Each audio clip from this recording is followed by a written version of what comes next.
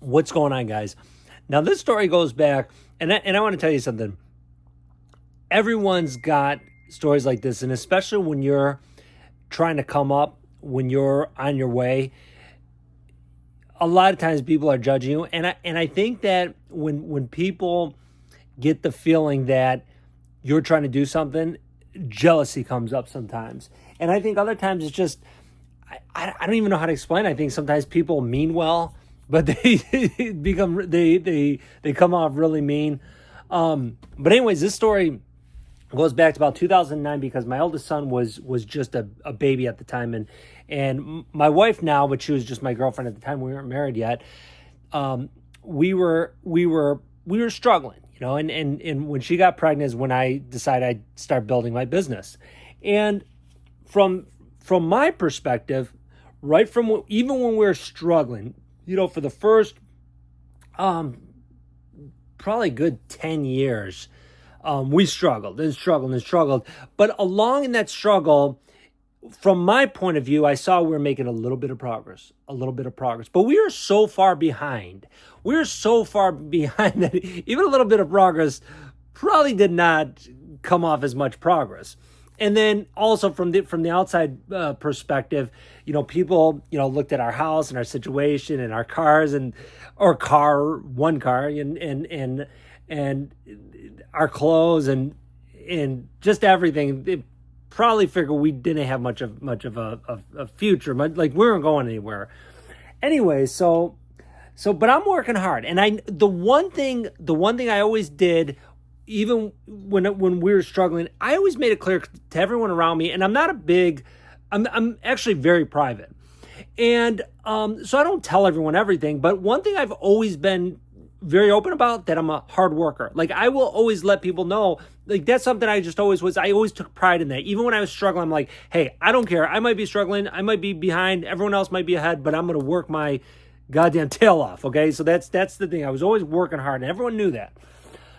Well, anyways, we're at a family party, and there's my mother-in-law's cousin's mom was there, and I knew her, but I mean, I wasn't, close to them or anything. I mean, I knew of her. So she's sitting down, and I sit down and just making small talk, and out of the blue, and this woman has since passed away, but she wasn't a very friendly person to begin with.